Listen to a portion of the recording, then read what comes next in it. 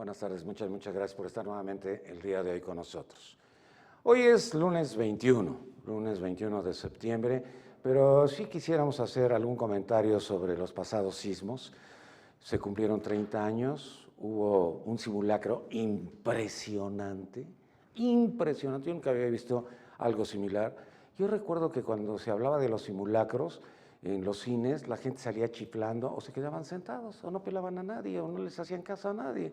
Y entonces decíamos, ¿por qué los simulacros de los japoneses son tan ordenados y los de nosotros todo el mundo chiflando y echando mentadas de madre en los cines? Bueno, este simulacro calculan 6 millones de personas, porque este simulacro se dio en diferentes sitios. Pero había una cosa que a mí me llamaba enormemente la atención, que en los restaurantes, en las cafeterías, la gente que se encontraba ahí todavía desayunando, porque eran las 11:30, los dejaron salir, salieron tranquilamente, estuvieron afuera, estuvieron pendientes, volvieron a entrar. O sea, todo que en verdad me quedé sorprendido. Me quedé sorprendido, gratamente sorprendido. Yo quisiera regresar, vamos a tener mañana el programa de los sismos, lo queríamos hacer el viernes, pero pues aquellas personas que nos habían aceptado la invitación, pues estaban más antes de lo que iba a suceder el sábado que de venir al programa. Entonces, mañana tenemos el programa de los sismos para reponer pues una fecha que pues es muy importante para todo lo que tiene que ver con la Ciudad de México y con la República Mexicana. Fíjese que ese 19 de septiembre a las 7 de la mañana con 19 minutos, yo transmitía en ABC Radio, ABC Radios de Vázquez Raña, y entonces pues nos fuimos del aire, pero no se cayó ni siquiera tirón, no se cayó nada, o sea, no nos dábamos cuenta de lo que estaba sucediendo. Sí nos espantamos los que estábamos ahí, pero no pasó nada. Entonces, bueno, pues cuando terminó todo este tirón, nosotros estábamos preocupados porque nos habíamos ido del aire y nos íbamos a poner la transmisión sin saber la terrible desgracia que nos íbamos a enfrentar saliendo de ABC. Salimos de ABC Radio y era una verdadera locura. Eran sirenas, gente corriendo, era así como, pues, como un mundo extraño, algo diferente, una ciudad distinta a la que nosotros habíamos dejado unos minutos antes cuando llegábamos al programa. ¿Qué pasó ese día? Bueno, pues a mí me dijeron que me tenía que ir inmediatamente a Canal 11. Televisa se había caído, entonces la única transmisión era la del Canal 13 y Canal 11 también iba a estar transmitiendo. Bueno, entonces cuando yo llegué a Canal 11, Beatriz Pajés era la conductora estelar, Beatriz Pajés la dueña de Siempre, la propietaria de la revista Siempre. Entonces, cuando llegué, nos iban sentando porque no había cortes, no había nada, o sea, todo diferente, todo era distinto, todo nos sorprendía porque no sabíamos qué decir. Yo venía impactado por lo que había visto en mi recorrido al Canal 11 y una de las últimas calles fue a pie. ¿Por qué? Porque no se podía pasar, no se podía pasar. Beatriz Pajés se volteó y me dijo, ¿cómo te llamas? Le dije, Nino Canún. ¿Nino qué? Canún. Bueno, sí, vamos al aire, pero al aire, porque no sabía ni... Nunca concluyó. Eso fue el día 19, de inmediato le hablaron a ella que se tenía que ir a Canal 13, porque en Canal 13 iba a estar ella, iba a estar López Dóriga, bueno, estaban juntando el mayor número de conductores, porque esta sí era nacional, el 11 era regional. Entonces ya me quedé con sus a las 23 horas. ¿De qué se hablaba? De muertos. ¿De qué se hablaba? De derrumbes. Llegaba la gente con una fotografía y nos pedía que pusiéramos la fotografía de su ser querido, porque ya habían ido a este parque de béisbol del Seguro Social, donde estaban pues una cantidad enorme de muertos, para ir viendo muerto por muerto a ver si era alguno de sus seres queridos. O sea, era dantesco todo lo que pasaba, dantesco. Bueno, unos jóvenes universitarios, lo que no sé si eran de la Ibero o de la Náhuac, nos fueron a ver y pusieron un aparatito y ellos iban haciendo las transmisiones simultáneamente desde los sitios en donde se estaba pidiendo ayuda. Pedían una pluma, y entonces usted decía, ¿una pluma? ¿Qué es una pluma? Bueno, pues era exactamente esa grúa que nunca habíamos visto y que nosotros no sabíamos ni de qué se trataba. De repente nos hablaron y nos dijeron que los españoles traían perros y que estaban en el aeropuerto, y nadie sabía qué hacer ni con los españoles ni con los perros, porque no sabíamos para qué eran los perros. Imagínense qué retraso en todo lo que tiene que ver esto, que ahora, bueno, pues después de ver lo que sucedía este sábado, era un brinco impresionante al infinito, porque ahora sí estamos preparados para esa emergencia. Pero ¿qué acontecía después? Bueno, pues la gente no sabía qué hacer y la gente quería, los que estaban en otras partes de la República, para eso se cayó el sistema telefónico que estaba en las calles de Victoria. Entonces, no teníamos teléfonos, no había teléfonos. Locatel se tronó porque nada más tenía acceso a 30,000 llamadas y tronaba. Era otra época, ¿eh?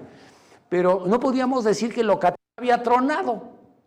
¿Por qué? Porque era el único sistema que estaba abierto para estar recibiendo información, pidiendo favores, la gente diciéndole, oiga, tengo esto, tengo el otro, y había alguien que los escuchaba, pero que no servía para maldita la cosa, porque en ese momento colgaban y eso se había perdido, lo que había dicho esa persona.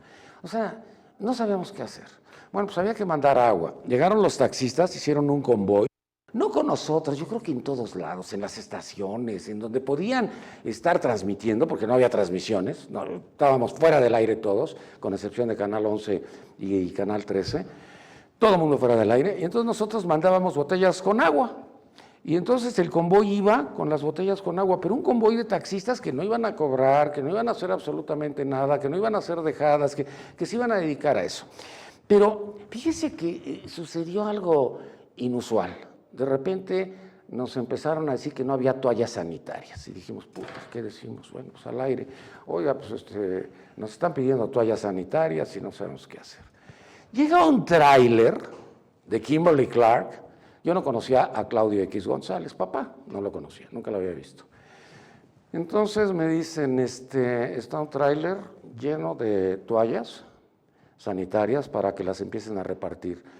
Prohibido decir Kimberly Clark, prohibido decir Claudio X González. De este tamaño era lo que estaba sucediendo. La gente en el anonimato no quería aparecer, lo que quería era ayudar. Bueno, pues empezamos a mandar las toallas sanitarias. Pero de repente sucedió algo, llegaba la gente y nos decía, estos son mis datos por si alguien va a Culiacán. Estos son mis datos por si alguien va a Puebla. Estos son mis datos por si alguien va a Monterrey. Y decíamos, Chihuahua, ¿y qué hacemos con esos datos? Pero la gente nos los daba porque pensaban que era la única ventana que los podía salvar. Entonces a mí se me ocurrió pues empezar a picar en el muro todos. Y entonces pusimos por estados de la República. Y entonces si alguien iba, no sé, a Culiacán, se llevaba lo que le correspondía a Culiacán. Llegó un momento en que ya no cabían y no sabíamos qué hacer, pero la gente empezó a ir, porque sus familiares no sabían de ellos. Se decía que la Ciudad de México estaba devastada, que no había comunicación, que había una gran cantidad de muertos. Eso de los muertos también fue otra tragedia. ¿Qué pasó? Se habla de 3,000, 4,000 muertos cuando todo el mundo dice que eran como 30,000 muertos. ¿Cuántos? ¿Quién sabe? Pero no había que ocultar la cifra. ¿Por qué no había que ocultar la cifra? Porque no era responsabilidad ni culpa del gobierno federal. Ramón Aguirre estaba como loco, que era el regente capitalino, y no salió. Miguel de la Madrid, el presidente de la República, tampoco salió. O sea, como que no había una respuesta inmediata, como que el ejército aplicó un DN3 así como se podía, porque no sabían cómo hacerle. La verdad, nadie sabía. La Secretaría de Seguridad Pública no sabía cómo apoyar. Nadie estaba informado para responder. Nosotros menos, nosotros éramos un medio de comunicación que lo único que hacíamos era tratar de darles nuestra mejor cara a la gente cuando llegaba al canal para que se siguiera transmitiendo. Jorge Velasco, el director de Canal 11, a partir de ese momento no se despegó. Bueno, pues todos estuvimos ahí. Los que estábamos trabajando en Canal 11 fue así como interminable. Abríamos a las 7 de la mañana, cerrábamos a las 23 horas. No había cortes, no había nada de que voy a un corte y regreso para que tomáramos agua o comiéramos algo, sino que yo era el que estaba conduciendo, entonces cuando hablaba a algunas de las personas que llegaban, pues me daban agua, me daban lo que fuera. Pero todos estábamos así como, pues yo creo que desamparados, no sabíamos qué hacer, esa es la verdad. Entonces fue una verdadera tragedia y posteriormente apareció un señor muy rico que quería hablar conmigo, Isaac Saba, no sé si usted haya oído hablar de él era el dueño de Textiles Morelos, y bueno, pues era un hombre inmensamente rico. Pero él quería entregarme una cantidad de dinero para que esto, bueno, pues se comprara lo que se necesitara y se empezara a enviar a todos lados. Entonces yo cuando hablé con Isaac Saba me lo había presentado a Alfredo del Mazo. Alfredo del Mazo, cuando había sido gobernador, me había presentado a Isaac Saba, que es un archimillonario que ya falleció. Entonces le dije que yo no podía aceptar dinero, que no se podía hacer absolutamente nada, que lo único que le recomendaba yo, o lo único que se podía hacer, pues es que mandara todo lo que se pudiera para que fuera para abastecimiento de la Cruz Roja, para abastecimiento de nosotros los que estábamos saliendo al aire, pero en verdad, nadie sabía qué hacer, todos no sabíamos cómo contribuir o cómo tratar de ayudar y no estorbar, porque esa era la otra palabra. Entonces, pues fueron muchos días. Ahí nace el ¿y usted qué opina? Porque llegaba la gente, no había cortes, no había transmisión. Los comerciales desaparecieron, y desaparecieron porque a nadie le interesaban los comerciales, empezaron a transmitir las estaciones radiofónicas, y por primera vez en este país, si pasaba algo en la W, decían que en Radio Fórmula lo tenían, cosa que nunca había sucedido en la vida, como que cada quien trabajaba para su propia empresa y estaba prohibido hacer menciones de otras empresas. Ahí se rompió todo eso. Yo creo que ese fue el parteaguas de esa libertad pues yo diría, de esa libertad que nunca habíamos tenido, una libertad de expresión que siempre estuvo socavada y que siempre estuvo limitada, y que era una libertad de expresión sin libertad. Ahí empezó, pues yo creo que a florecer. Y de repente salía usted a las calles y todos ayudaban, pero todos. La zona de los bancos, esta zona de Reforma, pues con corbata o sin corbata, pero las camisas blancas con las mangas dobladas. ¿En qué ayudaban? En lo que pudieran. Era pues tratar de socorrer a los que estaban ahí. Cuando nos dijeron que los perros era para que pudieran husmear si había vida abajo de los escombros, pues ya habían pasado 3 o 4 días, porque nadie sabía. Manuel Bartlett hace unas declaraciones de que él sí dio la cara. No dio la cara a nadie porque no sabían qué hacer. Le digo que el regente capitalino estaba escondido, el presidente de la República también, porque es que decían, ¿qué decimos? ¿Qué hacemos? ¿Qué pasó? La Secretaría de Gobernación así como muda, enmudecieron las autoridades, bueno, enmudeció todo el mundo, pero no por culpa de ellos, sino porque no sabían cómo hacerle, no sabían qué hacer. No se nos ocurrió pedir ayuda internacional. La ayuda internacional, cuando llega posteriormente, después de 5 días o 7 días o qué sé yo cuántos días, pero cuando llega la ayuda internacional, pues yo creo que, la verdad no lo sé si la solicitó la presidencia o llegó porque era un caso de emergencia y la ONU intervino inmediatamente. Bueno, esto fue más o menos lo de los sismos que a nosotros nos tocó vivir, y decirle que, bueno, pues yo creo que en el caso de Isaac Saba lo recuerdo con mucho afecto, porque él quería, imagínense un millonario que quería dar millones de pesos para ayudar, así, nadie le dijo que fuera, pero no sabía cómo hacerle, porque nadie sabía qué hacer. Ese era un ejemplo que, bueno, pues no sé, como que hay una gratitud para todas estas personas que se convirtieron en héroes anónimos. Y lo de Claudio X González era también otro héroe anónimo. No quería que apareciera Kimberly Clark. Bueno, el tráiler atascado de toallas sanitarias. Repartimos toallas sanitarias a todos lados porque en ese momento empezamos a decir, contamos con agua, contamos con toallas sanitarias. Y vamos diciendo así de lo que teníamos para que nos fueran pidiendo, a través de los famosos aparatitos que llevaron estos estudiantes universitarios. ¡Ay, los universitarios! Espéreme. No, los universitarios nos ayudaban en todo. Ellos se hacían cargo de todo, ellos se responsabilizaban de todo, pero ellos estaban tan emocionados que nos embargaban con su emoción. Yo creo que eso fue muy importante. Bueno, pues hoy vamos a hablar de sismos financieros, que no tiene nada que ver con esto de los sismos que mañana le trataremos y mañana le platicaremos, pero yo sí quería hacer aquí un paréntesis de cómo hemos avanzado en protección civil. En protección civil nos la sabemos ya, ahora sí nos la sabemos. Estamos preparados, estamos informados, estamos enterados, estamos entrenados, pero en ese sismo nadie sabía qué hacer. Bueno, el día de hoy nos acompaña el licenciado Juan Carlos Leal, analista económico. Juan Carlos, mucho gusto, bienvenido. Gracias, Dino. Buenas tardes a todo el auditorio, buenas tardes a los compañeros. Pues bueno, yo quisiera mencionar, de la última vez que nos vimos aquí para hablar del mismo tema, pues estábamos a la expectativa de lo que podía pasar con la Reserva Federal, de lo que podía pasar con las tasas de interés, de lo que podía pasar con el tema, con el precio del petróleo, y seguimos en las mismas, a pesar de que ya tiene un mes de lo que hablamos, las decisiones que se esperaban no ocurrieron. La Fed ya dijo que no. La Fed ya dijo que no, entonces el episodio de volatilidad financiera parece que está haciéndose un poco más prolongado de lo que hubiésemos esperado.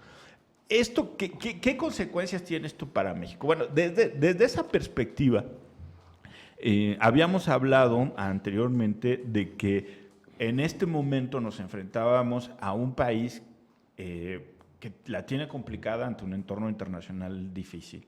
Pero realmente el problema que estamos viendo el día de hoy es más en el sentido de lo que no está pasando en la economía interna. Yo creo que estamos enfrentando un problema que, si bien hay otros países que les ha ido muy mal, como a Brasil, ¿no? El tema es que México sigue sin crecer, pero llevamos 30 años, o sea, todo el tiempo desde que yo estudié economía, llevamos esperando que el país empiece a crecer a tasas de 5%. Esto no está ocurriendo. A ver, Juan Carlos, pero yo creo que estamos preocupados por Brasil, pero realmente no nos interesa. Nosotros lo que queremos es aparecer. O sea, no compararnos con otros países. Estamos viviendo una verdadera crisis. Yo cuando escucho al gobierno federal que dice que tiene Carstens, a través del Banco de México, controlada la inflación y que no sé qué desde el 69, cuando empezó a decir todo eso, yo dije, entonces estamos hablando de dos países distintos o dos economías diferentes. Eso es una realidad. Eso es una realidad. Lo que estamos viendo el día de hoy, o sea, es un país que está imposibilitado de enfrentar favorablemente un embate desde afuera, ciertamente, pero también eso es un país, porque hay que recordar que tenemos un gran componente de nuestra economía ligado al comercio exterior, pero tenemos otro país que no está ligado a ese componente de comercio internacional, y que es un país totalmente diferente, ¿no? O sea, enfrentamos una dicotomía brutal. Cuando tú preguntas, ¿son dos economías diferentes? Sí lo son. Son dos economías en donde tienes una con una industria automotriz que es pujante y que es de las primeras del mundo. Que le ha ido muy bien. Pero tienes un país... Bueno, pero los componentes son extranjeros. Muchos componentes son extranjeros. Afortunadamente, en los últimos años ha habido ya un componente cada vez más fuerte nacional, pero no es tan significativo como quisiéramos. Pero por el otro lado tienes un país que vive unas condiciones verdaderamente complejas. Juan Carlos, 2015, terrible. 2016, espantoso.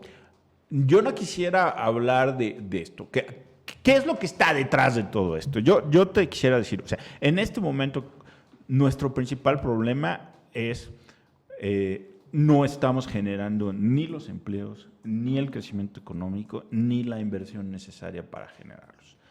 Desde mi perspectiva, enfrentamos una crisis de confianza que se ve reflejada en un problema brutal. No estamos creciendo, a pesar de que los economistas del gobierno mexicano digan que están todas las condiciones puestas. Si están todas las condiciones puestas para que crezcamos, porque hay reformas, porque los salarios son bajos, porque la inflación es bajísima, porque las tasas de interés son bajas, entonces, ¿qué es lo que está impidiendo que crezcamos? En primera instancia, yo quisiera decir que tenemos un problema de confianza. El gobierno no está siendo capaz de transformar la gran expectativa que se generó a través de las reformas en crecimiento económico. No está sabiendo cómo aterrizarlo. Hemos enfrentado ya una primera subasta de exploración petrolera que nos fue mal. La que viene va a venir igual de mal o peor, probablemente, porque el precio del petróleo sigue sin estabilizarse. Enfrentamos una estringencia de recursos fiscales, es decir, estamos recaudando poco en este momento, porque gran parte del componente de impuestos que tenía el gobierno mexicano, de impuestos y derechos, venían del petróleo. Y esos no están, porque el precio está muy bajo. Entonces, el gobierno tiene que apretarse el cinturón. Pero se aprieta el cinturón en donde no conviene, que es corta toda la inversión. Y eso lo ha hecho el gobierno mexicano desde 1982 para aquí. Y seguimos haciendo eso. Entonces, si no mejoramos nuestras condiciones competitivas como es la infraestructura, si prometemos que vamos a hacer muchos proyectos muy grandotes y al final de cuentas solo quedan en chisguetes porque no ocurren, o sea, y es la verdad, no ocurren, se retrasan los proyectos, todos están a la expectativa y de repente el gobierno dice, en lugar de destinar 80,000 millones para el aeropuerto, ahora voy a destinar 40,000 millones. ¿Es tan importante hacerlo? No es que sea importante, el problema es que tú generaste una expectativa de que ibas a hacer una gran obra pública. Al no cumplir con la expectativa, estás provocando que muchas empresas cambien su expectativa, cambien su visión de cómo te están viendo a ti, gobierno, que no estás generando las condiciones para que ellos vengan. Pues se aprietan el cinturón, pero yo veo el mismo despilfarro por parte de las autoridades. Nos acompaña el licenciado Carlos López Jones, él es director de Tendencias Económicas. Carlos, mucho gusto, bienvenido. Muchas gracias a ti por la invitación. Cuéntame. Pues ahorita estamos en la discusión del presupuesto para el 2016 precisamente. La FED el jueves pasado dijo las cosas no vienen bien. Entonces, y el gobierno dice vamos a crecer entre 2.6 y 3.6, pues solo ellos se la creen, ¿no? O sea, si este año crecimos 2, solo 2.5, ellos se la creen. Sin lugar a dudas, o sea, este año andaremos creciendo 2.3, 2.4, y si la FED tiene razón, que yo creo que tiene razón, pues andaremos creciendo el próximo año 1.7, 1.8, 1.9. No hay ninguna teoría económica en el planeta que diga que tú bajas el gasto público y creces más. Si no, pues el próximo año que desaparezca el gobierno y crecemos mucho, ¿no? O sea, no es posible. La anarquía puede ser la sí. salvación del país, entonces. Sí, y el otro problema es que la deuda pública está creciendo. Es de 8 billones de pesos al día de hoy. ¿Impagable o todavía es controlable? No, estamos en niveles muy pagables porque tenemos muchos jóvenes, porque somos un país de jóvenes. 8 billones es 8 millones de millones. Es un 8 y súmale 12 ceros. Es una cifra impresionante. En relación a nuestro PIB es el 50%. El problema es que el gobierno año con año nos ha mentido, nos ha hecho promesas que no ha cumplido. En el 2012, cuando llegó el presidente Peña Nieto y Luis Videgaray era secretario de Hacienda, dijo al 38% el próximo año y ya le vamos a empezar a bajar. Al siguiente año dijeron al 41% y ya le vamos a empezar a bajar. Al siguiente año dijeron 44% y ya le vamos a empezar a bajar. Ahorita vamos al 48% y ya le vamos a empezar a bajar. ¿Cómo le vamos a creer si nunca le ha bajado? O sea, la deuda sigue creciendo de manera brutal y yo no veo que los poderes pongan un hasta aquí. Y el presupuesto que era base cero, no es base cero. O sea, el presupuesto, el secretario de Hacienda nos tiene que haber dicho, revisamos estos 500 programas y estos 200 no sirvieron. No hizo nada de eso. O no nos quiere decir qué hizo. Y yo sí creo que, por ejemplo, tenemos que hacer grandes recortes, grandes. No podemos permitir, por ejemplo, que el secretario de Educación tenga auto. ¿Por qué le tengo yo que dar auto al secretario de Educación? Si me dices a la procuradora, estoy de acuerdo, hasta que le pongan uno blindado con escoltas y demás. Pero al secretario de Educación, al del Medio Ambiente, todos los que no tienen que ver con el área de seguridad, no deben de tener coche público, por ejemplo. Y por ende tampoco choferes. Y sus esposas menos. Las escoltas. ¿Estás entonces en contra? ¿Estás a favor del desempleo? Imagínate todas las escoltas que tienen. Y sus esposas y sus amantes también con escoltas. Es una locura. ¿Las amantes también? No, pues esto se generalizó, oye. ¿Y los diputados? ¿Autos nuevos? Cada año. O sea, ¿de qué se trata? Casas para que atiendan a quién. Para eso está Twitter y está Facebook, hay que los atiendan. ¿Secretarias? ¿Para qué quieren secretarias en esas casas? Secretaría de la Cultura. Eso es maravilloso. Es una perla. Sí, el despilfarro en todo lo que da. ¿Es necesario? ¿Conaculta no es suficiente? Hay que preguntarle al de Conaculta que por qué no ha renunciado mejor, ¿no? O sea, tantos años... No, porque va a ser el próximo secretario, probablemente. No, ya dijeron que no desaparece Conaculta, que se queda Conaculta el INBA y además la Secretaría de Cultura.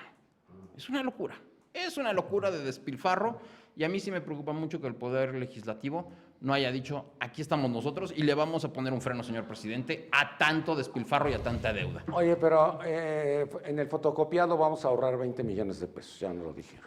Oye, ¿y las síntesis Yo informativas? no sabía eso del fotocopiado, pero cuando me dijeron que se va a ahorrar 20 millones de pesos en fotocopias, dije, puta, ¿y para qué fotocopian tanto? Y gastan varios millones en cafecitos en el Senado y al interior del Congreso de la Unión. ¿Y alguien les hace cuentas? No, nadie. ¿Cómo por qué? Son los reyes de este país, son la realeza de este país. Al interior del Congreso de la Unión hay 2 peluquerías. Se pagan con nuestros impuestos. 2 peluquerías. ¿Cómo por qué demonios? Perdón. No lo entiendo. No lo entiendo, Nino. Es muy negativo. Pues no, realista y preocupado. Oye, ¿qué viene del gobierno? Cuando alguien critica es que es negativo. ¿Somos negativos o somos realistas? Pues más bien somos ciudadanos enojados porque el gobierno ya se pasó de listo. Enojados e indignados. También nos acompaña el doctor Pablo Trejo, fundador de lo que queda del PRD, perdón, pero pues ya así como que quede mucho, ¿no? Y le damos la bienvenida, muchas gracias por estar con nosotros, y vamos a invitar a su próximo presidente Basabe, pero no lo pudimos localizar. Pablo, qué gusto. Vamos a hablar de economía, Claro, mira, para que las cosas cambien hay que hacerlas de manera diferente. Las cifras que nos presentan en el paquete económico son las mismas de siempre. Va a haber una inflación del 3%, cuando nunca es del 3%, siempre es superior al 3%. Vamos a tener un crecimiento de más del 4%, 4.2%, cuando en realidad hemos estado en el orden del 2%, nunca hemos llegado al crecimiento. Vamos a tener una plataforma de explotación petrolera de determinados millones de barriles y nunca la alcanzamos. Vamos a tener un precio en el tipo de cambio del dólar y resulta que siempre nos quedamos abajo del precio real. Entonces, tenemos cifras que en realidad la Secretaría de Hacienda, que es la que cuenta con toda la estamos tratando de información, atinarle a todo. pues debieran, si son los especialistas y como han dicho aquí, les pagan por hacer su trabajo y son profesionales, tendrían que tener muy buenas tendencias y tendrían que hacer muy buenos cálculos, cosa que no ocurre. El precio del barril del petróleo lo dejan en $50 por barril y los analistas internacionales dicen que va a estar en 42 en promedio. Entonces ya de entrada salimos, ya de entrada, ¿no? Entonces, si seguimos haciendo las cosas como van, simple y sencillamente vamos destinados al fracaso. Ahora, efectivamente... Pero ahorita tú empezaste diciendo hay que cambiar. Claro. Hay que cambiar para que no cambie. Entonces estamos hablando de gatopardismo. No. Hay que cambiar este tipo de simulación de cifras para cuadrar simple y sencillamente los ingresos con los egresos. Porque al final de cuentas terminamos endeudándonos. Esa es la realidad que hemos vivido en los últimos años.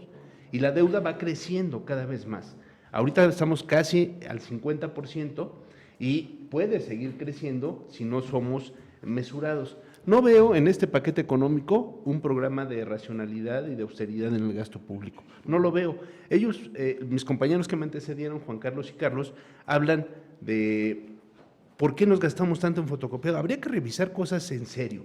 Por ejemplo, el seguro de gastos médicos mayores de los altos funcionarios. Oye, ¿Cuánto implica? El fotocopiado de 20 millones de pesos. Dije, Pero el seguro ¿se de están gastos- burlando de nosotros o qué? El seguro de gastos médicos de los altos funcionarios del gobierno federal son 2,000 millones, Nino, no son 20 millones.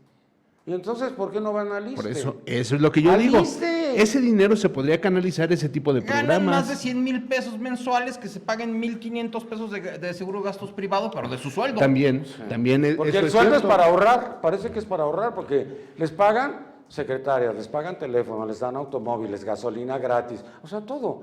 Si vas acumulando todo eso, pues es el director de General Motors el que gana todo eso. Pero- ¿Qué ibas a decir? Pero, mira, si cortas grasa en la parte del personal, también el problema es que te puedes correr el riesgo de cortar realmente las funciones estrictas del gobierno. No, si les quito su Perdón. celular, su coche, Lo que pasa es que seguro de gastos médicos. a mí me parece que Mira, en componente porcentual, esos no pintan. El problema es que no pintan. O sea, a final de cuentas, si le sumas 2,000, si le sumas 3,000, la gente que tiene esos niveles son alrededor de 3,000 personas en el gobierno federal, que son directores generales para arriba. No es que digas, es por donde podemos cortar mucho. No, yo creo que sí Hay se dos puede formas cortar. en donde tú observas muchas cosas. Cuando vas en el periférico y pasa un imbécil con 3 camionetas atrás y te hace, pero que te hagas a un lado. Cuando vas a un restaurante y ves que lo que hay afuera son multitud de guaruras y dices, puta, estará el presidente de la República y hay puro funcionario de tercer nivel, no friegues. Mira, Nino, yo también quisiera decir esto de entrada. O sea, ahí hay un problema estructural de otra naturaleza. O sea, el gobierno mexicano no es capaz de garantizar la seguridad de sus ciudadanos. Punto.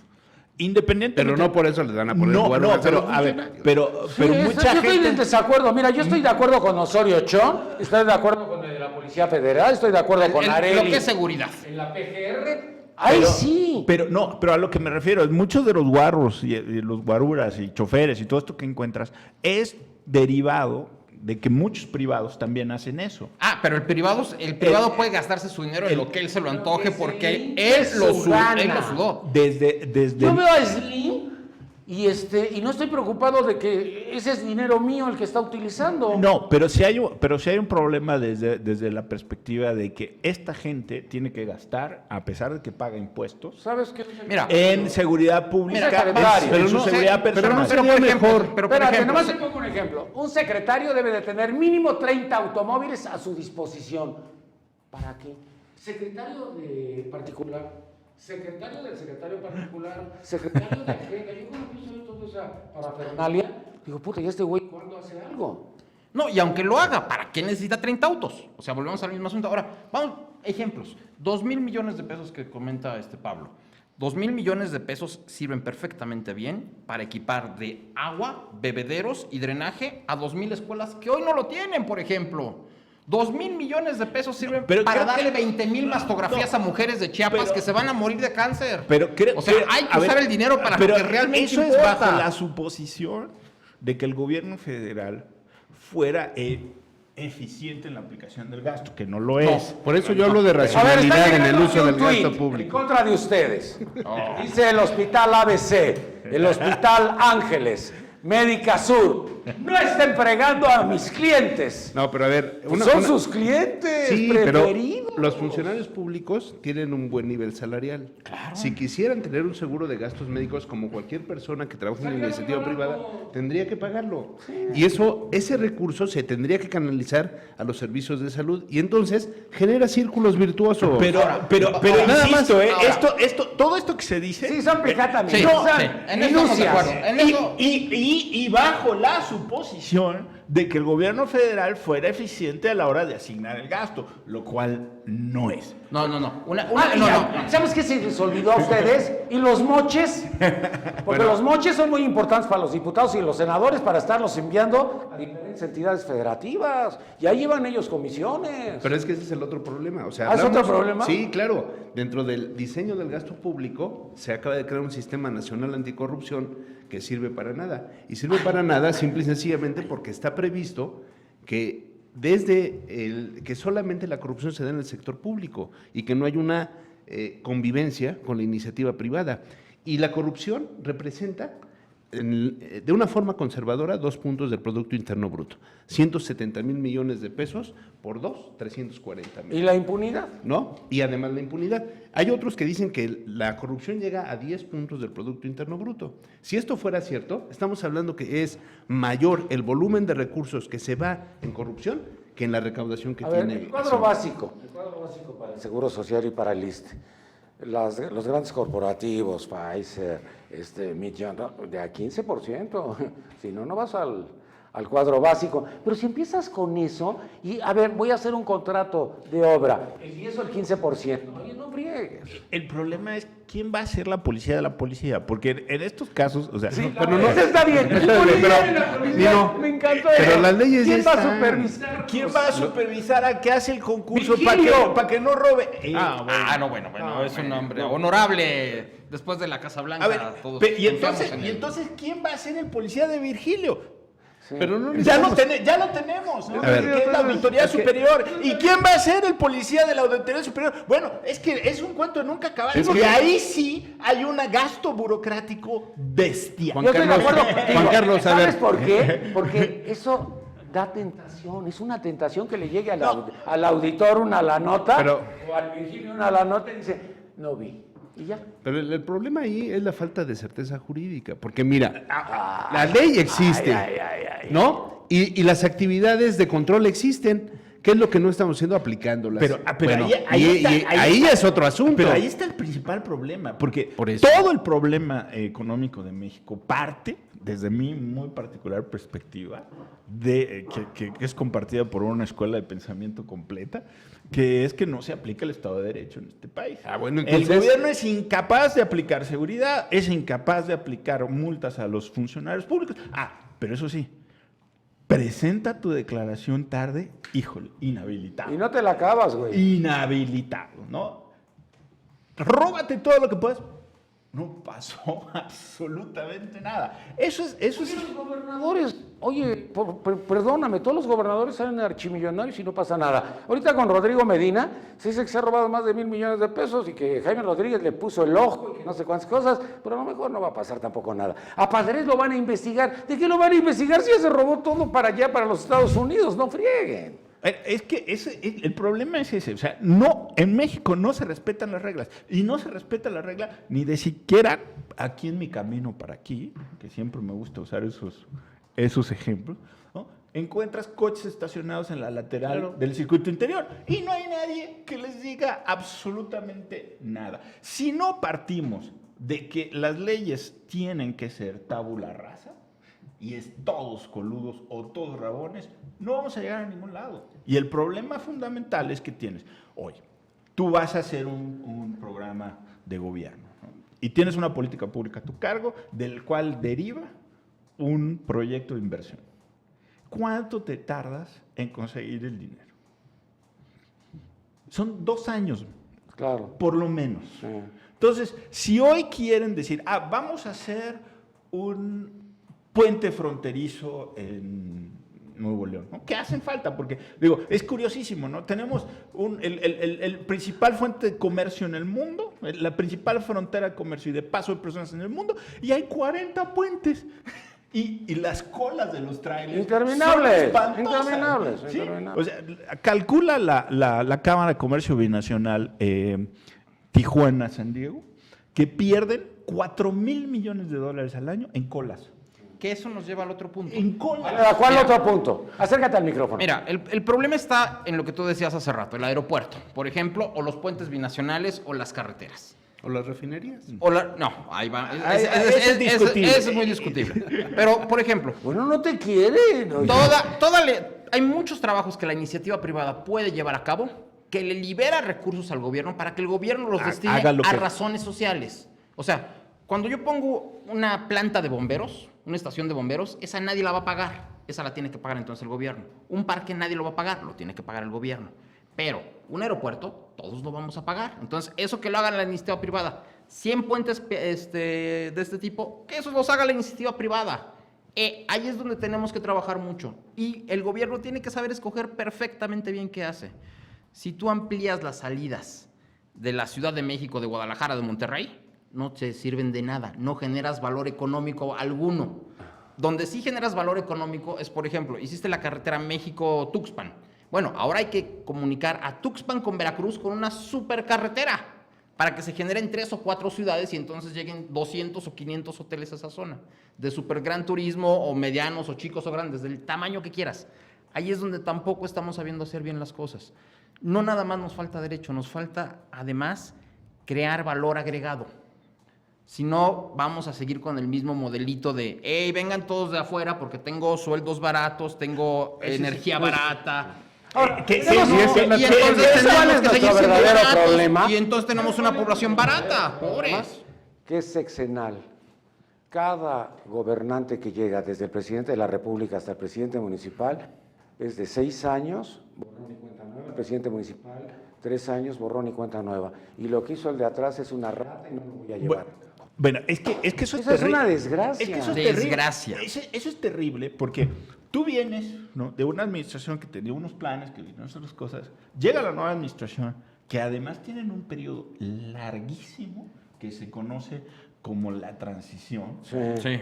sí. Y pagas sueldos. Ahí fue donde Videgaray se compró la casa o donde firmó los acuerdos, pero ahí ya, desde mi perspectiva, él ya era funcionario público. Sin lugar a dudas. Sin lugar a duda, porque ya era encargado del equipo de transición, ¿no? No, Pero el cheque se cobra hasta diciembre, ¿no? no, se les pagan, Sí. les pagan No, bueno, pero de el la cheque no- transición y es Ah. un cheque de la tesorería de la Federación. Entonces, ahí digo, a mí que me Desde- expliquen esa diferencia. Desde el 15 de julio del último año de gobierno hasta el 1 de diciembre tenemos 2 secretarios de Hacienda, 2 secretarios de Gobernación, que no están nombrados. Es un shadow cabinet. Pero, Es, exacto. es un shadow cabinet según la figura E incluso, anglosajona. incluso el presidente ya tiene sus propias oficinas, el presidente electo, y además lo está cuidando el ejército, el servicio Sí, secreto. ya- todos ya los el medidas. gasto es doble durante todo ese periodo. O sea, Claro. son prácticamente 6 meses de un gasto doble. Pero, y ahí la pregunta es si son funcionarios públicos o no. Yo lugar a jurídicamente dudas. puede ser indistinto, pero en los hechos lo son. ¿No? Pero ese periodo debe ser para hacer el cambio en la forma de hacer las cosas. Sin embargo, dijeron aquellos el 1 de diciembre, cuando llegaron, vamos a cambiar todo, ¿no? Y cambiaron todo. Sí. Y se tardaron año y medio en cambiar todo. Y cuando se dieron cuenta que lo que habían cambiado ya no era tan eficiente como ellos habían pensado originalmente, entonces dijeron, pues ahora hay que hacer otras cosas. Y seguimos cambiando. Entonces, ya pasaron 3 años y todavía no arrancan. Ese es un gran problema. Perdóname. Mira, Todavía no pasan 3 años. Bueno, Estamos casi Casi a la a la- mitad del camino. no sé cómo interpretar ese comentario, Nino, pero a lo que me La refiero, mitad del camino es el 1 de diciembre. ya Ahí. estamos a la mitad Ahí. del camino y todavía no arrancan. No, el problema ahorita para el 2016, que es, digamos, lo que la gente quiere saber, es, 1, no hay plan B. El 1 de diciembre del 2012, el petróleo estaba en $100 y México era de, si abres el petróleo van a caer inversiones a toda la zona que tradicionalmente no tiene inversiones, que es Campeche, Veracruz, toda esa zona. Ahorita el petróleo ya está en $45, está bajando. No, Vamos la a- mezcla está por debajo, 40. por debajo. Ahí el asunto está en que esta segunda fase no va a recibir tantas Esta inversiones. segunda ronda. Sí, no vamos a recibir tantas inversiones No, como la se esperaban. segunda subasta de la primera ronda. Es la segunda subasta de la misma primera, Sí. pero van a facilitarles a los inversionistas. Ya les bajaron Sí, los... porque si no les facilitan van a tener el mismo Lo problema. más importante es que ya les dijeron cuánto quiere ganar el gobierno, 30%. Que es lo que no se sabía en la otra. Exactamente, entonces tú estabas tirando a 28, 32, 34 y muchos tiraron a 27, 26, 25 y dijeron, oye, si me hubieras dicho 30 mínimo, pues te doy el 30, ¿no? Pero Claro. el gobierno dijo, pues capaz que me das el 35. Entonces, por eso dijeron que no. Pero bueno, entonces ahora tendrán un poco más o menos de suerte, pero las inversiones se van a caer muchísimo, no es lo que se esperaba. Hacer zonas económicas especiales para el sureste del país se ha hecho desde 1940, si no mal recuerdo, y no ha servido de absolutamente nada. Necesitamos un cambio radical, tenemos 2 Pero países. el otro año nos tenemos que pelear, porque vienen las gubernaturas. Dos. Y vamos a estar enfrentados otra vez los mexicanos. ¿Pero qué no nos todos peleamos contra este año todos? por Es que es cada gubernaturas año, es que es cada año, es un pleito. Ahorita están, que si el PRD o lo que queda Mira. de ese partido, si hace alianza con el PAN o no hace alianza con ¡Qué A mí bonito, diablos ¿no? me importa. Izquierda con derecha, o sea, Pero- los que no se pueden ni ver en Pero pintura y van a ser aliados. ahorita sí estamos hablando de un programota, ¿no?, que son 15,000 millones de pesos. Que no deberíamos de pagarlos. Que no deberíamos. Ni de broma. Claro. Esa fue una estupidez en el 2007, salir con esa reforma electorera para fregar a Emilio Azcarra Gallán con la famosa ley Televisa. Que se Pero frieguen los que 15 tienen los medios de 15,000 comunicación. millones de pesos es lo que pide, y como son autónomos, hay que dar. Oye, Claro, nos por salió muy supuesto. barato el IFE. Pero es que eso ya es insostenible. O sea, pero entonces, ¿por qué cambiamos el IFE? Somos la democracia por voto más cara del mundo. Sin lugar a dudas. Pero el IFE era la cereza del pastel que le dieron al PAN para que estuviera contento y votara a favor la reforma energética, ¿o qué? Porque ellos fueron los que pidieron el IFE, el INE. A ver, y parece ser que son los más inconformes. Yo no sé exactamente qué negociaciones lleguen, pero el problema es ese, que las negociaciones de los diputados y las negociaciones de los senadores con respecto a lo que hacen con los dineros son absolutamente opacas para toda la población. ¿Sabes que el Partido del Trabajo tiene spots y spots en la radio? Del Partido del Trabajo va a continuar, nos están robando 3,000 votos. Y yo me estoy imaginando a Alberto, el dueño del negocio, diciendo, puta, voy a perder un chorro de lana, ni madre. Métanle muchos spots de que la democracia es primero y que esto es necesario. Oye, pero eso no es la democracia, por Dios santo. Que estos cuates, ¿a quién le hacen cuentas o a quién le dicen, oye, nos dieron 1,000 millones de pesos de prebendas, los utilizamos como se nos dio la gana? ¿Cuánto gana Beltrones? ¿Cuánto gana Naya? ¿Cuáles son sus sueldos? No sé. Ahí no sabemos. A ver, se quejan de que... ¿Cuánto va a ganar Basabe? ¿Cuánto ganan los chuchos por afuera? ¿Chuchos? ¡Puta, no! La lana. Una es para Zambrano y la otra es para el otro chucho. Bueno, y López Ortega. Obrador, ese ya es muy decente, ¿verdad? No, pero ese pobre sí. desde el 2000 quiere ser presidente, entonces déjalo. Dice que en el 2018 va a ser el presidente. Otro componente de la tragedia es nuestro ¿De la tragedia? nuestro sistema judicial, que también recibe toneladas de dinero. $500,000 cada juez por mes. Te reciben toneladas de dinero Oye, y son yo no sé absolutamente ineficientes y totalmente corrompibles. Ah, claro. Sí. O sea, $500,000 no va a compararse contra $50 millones de una concesión, por ejemplo. Por más que le subas el sueldo a las personas, no porque le subas más el sueldo, van a ser más, menos corruptos. Una de las notas que más me ha conflictuado recientemente. Una empresa canadiense que se asoció con los mexicanos para poner un centro comercial, no voy a decir dónde. ¿En dónde? ¿En dónde? A ver, Ya ¿por que- qué no? Ya dijiste todo. En Guadalajara. Ah. Y que los bailaron con el acuerdo que tenían, los bailaron, salieron volando, quisieron ejercer las garantías, eran garantías balines, y un juez dijo, ustedes, los canadienses, no tienen ningún derecho sobre el centro comercial aquí en México. Estos canadienses se fueron muy enojados, armaron bulla con el gobierno de su país y consiguieron que el gobierno de su país, dadas las pruebas que ellos presentaron con los criterios de la justicia canadiense, dijeron, esto merece ir a un panel en el Tratado de Libre Comercio.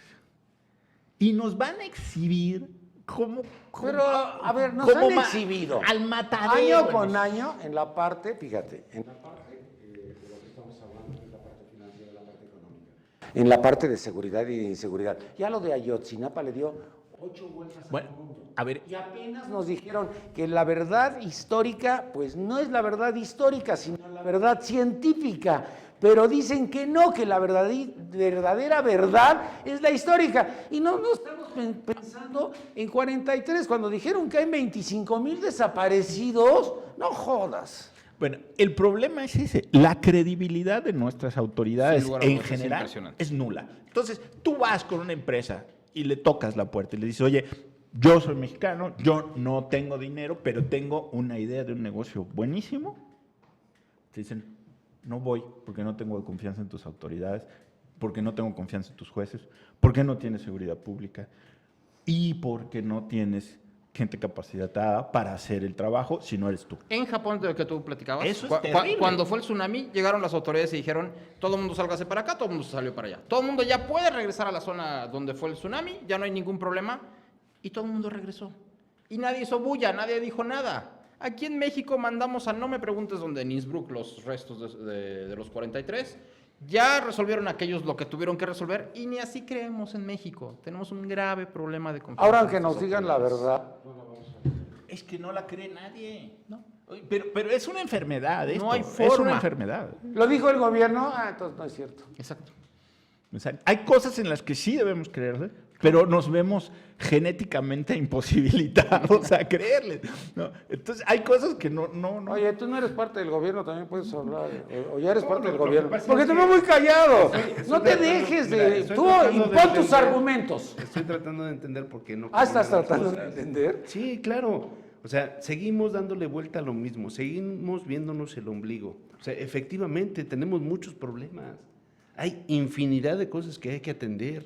El problema más grave es que seguimos haciendo lo mismo y el resultado va a ser el mismo. bueno, es que... Espérame, pues ya te llevo medio programa, pues ya que aguante tantito, ¿no? Oye, la izquierda... El tienes- mercado interno, Fácil. y yo soy moderado, porque si no ya le hubiera arrebatado la palabra, ¿verdad? El mercado interno está hecho pomada, y eso es lo que ha facilitado que vengan las inversiones. No la credibilidad, no la competitividad, no la eficiencia, no la preparación. Simple y sencillamente la pauperización de los salarios. Y en eso todos están de acuerdo. Está muy barato. ¿Sí? Todos están de acuerdo. La mano Entonces, de obra ¿qué barata. necesitamos para fortalecer el mercado interno? Generar más empleos. ¿Cómo los generamos? Hay que crear círculos virtuosos. Hablaban del seguro de separación o del seguro de gastos médicos. Quitémoselos, metámoslos al IMSS, generemos empleos en el IMSS y en el ISSSTE, y entonces ya generamos tantitos empleos ahí.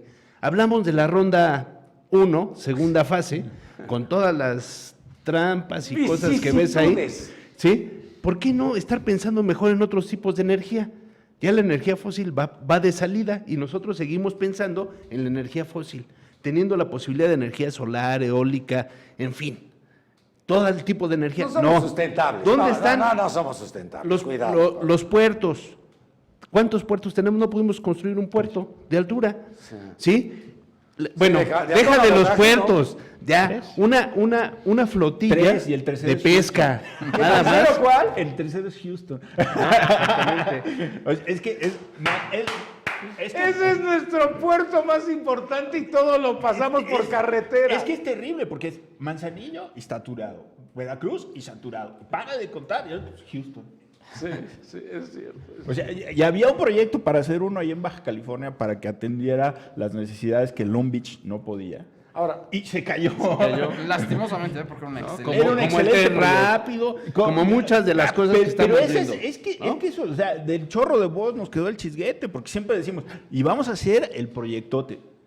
Pero no tenemos las bases para hacerlo. O sea, no es atractivo para un privado venir y decir, oye, para hacer este puerto, cada cosa que pongas, o sea, si vas a poner una planta de gas, son permisos de año y medio. Si vas a poner una terminal de contenedores, son permisos de 2 años. Si vas a poner una liga a un aeropuerto, no. Entonces va a ser un permiso como de 500 años porque ahí interviene Relaciones Exteriores. Dices, ya. O sea, me voy a otro lado. exacto. Es que eso es lo que pasa. Eso es lo que pasa. Tenemos literal. mucha burocracia.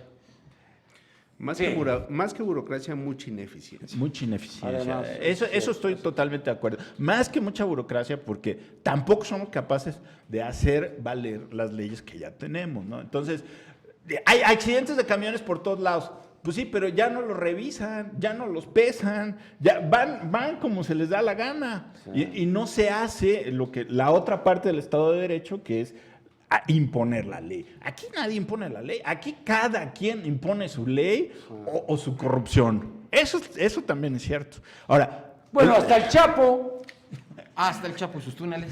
Hasta el Chapo y sus túneles. repartió la lana. Y la Oseguera, que era el ejemplo de las zonas carcelarias, es más, yo creo que hasta estuviste en el programa cuando ella iba, ella de veras era una mujer que sabía mucho de esto. Bueno, pues le llegaron al precio, las tentaciones son tentaciones. ¿y la gente no va a denunciar porque le tiene más miedo a la autoridad Pavor. que al delincuente? Por supuesto. Bueno. Es terrible, pero mira, yo estoy totalmente de acuerdo con lo que dice Pablo. O sea, sí es cierto, el problema es que estamos reeditando nuestros propios problemas. Y si intentamos hacer el mismo experimento todos los años, la verdad es que los resultados no van a cambiar. Bueno, ya nos vamos a invitar. Son muy negativos. Otra, De veras. otra vez. De veras, yo pensaba que iban a hablar de este país bollante para el 2016, 2017. No, Secretario de de 2018, Hacienda. 2018, ya dijo el secretario de Si Hacienda. quería que- escuchar eso, tenía que haber invitado Tendrán al tiempos secretario de mejores Hacienda. en el 2018, ¿no? El 2018. Los criterios generales de política económica dicen que para el 2018 vamos a crecer al 5%. No, pues, Bueno, y si suman todos, sí. Bueno, sumado. ¿No? Porque así, ahora dicen que Escalado, ya llevan escalado, un millón de empleos, pues sí, de los escalado, 3 pues años. sí. licenciado Juan Carlos Leal, conclusión, comentario final. Bueno, yo quisiera decir, a ver, no es necesariamente que digamos que todo está terrible, no. El problema es que seguimos intentando solucionar los problemas con las mismas armas. Porque no hemos hecho el diagnóstico. El diagnóstico lo hemos hecho muchas veces, ¿Sí? pero no hemos atacado los problemas con los instrumentos eficientes. ¿Qué es a lo que nos enfrentamos el día de hoy? A un descrédito total en las autoridades general, pero particularmente en el área económica, porque no le atinan a lo que estamos haciendo. Y generan una expectativa, o ellos tienen una expectativa muy alta, de que las acciones que ellos están tomando son muy buenas. El problema es fundamentalmente que a la gente en la calle el dinero no le alcanza, ¿no? Eso es cierto. Los salarios están depauperados en México en todos los niveles, no solamente en los niveles bajos, en todos los niveles. O sea, no puede ser que te quieran pagar el equivalente a un técnico cuando eres un directivo, ¿no? Y lo comparas no con América del Norte, sino simplemente vete con Colombia o vete con Brasil. Los salarios de los ejecutivos son mejores allá que aquí, ¿no? Pero aquí te dan un aliciente. Si quieres conservar tu chamba, aguántate. No, bueno, Ese es otro problema. tenemos que crear las condiciones para generar empresa y generar empleo. Esas condiciones no las estamos generando y ese es nuestro problema. Mucho gusto, muchas gracias, Juan Carlos, licenciado Carlos López Jones. Tu conclusión, tu comentario final. Para el 2016 yo espero que tengamos una inflación baja otra vez, o sea, 3%, que tengamos un crecimiento de alrededor del 2%, un poco menos. No vamos a caer en recesión, pero vamos a crecer un poco menos, o sea, la economía va a andar igual. Los sueldos a final de año andarán creciendo entre 3 y 4%, siendo muy optimistas. Y me preocupa mucho que conforme pasan los años de este sexenio, la deuda pública siga creciendo y creciendo y creciendo. No está en niveles incontrolables, pero sí ya nos estamos acercando a niveles que preocupan. Muchas gracias, doctor Pablo Trejo. Conclusión, comentario final. Pues mira, mientras se sigan haciendo las cosas como se están haciendo, no vamos a tener resultados diferentes. ¿Qué necesitamos? Necesitamos un buen programa de racionalidad y austeridad en el gasto público. ¿Qué necesitamos? Fortalecer el mercado interno, y eso se fortalece simple y sencillamente generando cadenas productivas que ya no existen. Así es. ¿Sí? ¿Qué necesitamos? Reestructurar los salarios de las personas. Esto es restituirles el poder adquisitivo para que haya mayor consumo. Si no, de lo contrario, vamos a seguir en esos niveles del crecimiento de los que habla Carlos. ¿Qué más necesitamos? Pues necesitamos certeza jurídica, y la verdad es que no quiero ser pesimista, pero necesitamos el piloto del gobierno. Porque de lo contrario, vamos a tener los resultados que estamos viendo: corrupción, baja recaudación y camino directito a una crisis económica de fin de sexenio. Gracias, Pablo. Nos vemos, muchas gracias. Nino. Gracias, Juan Pablo, mucho gusto, muchas gracias. Buenas tardes, muchas gracias por habernos acompañado el día de hoy. En verdad, pues es emocionante, pero al mismo tiempo perturbador saber todo lo que estamos viviendo y todo lo que está pasando y todo lo que son nuestras falsas expectativas que nos da el gobierno de que en 2016 vamos a tener recortes, pero vamos a salir adelante. Ojalá y fuera. Buenas tardes. Muchas gracias por habernos acompañado el día de hoy. Me despido de usted. Mi nombre es Nino Canón.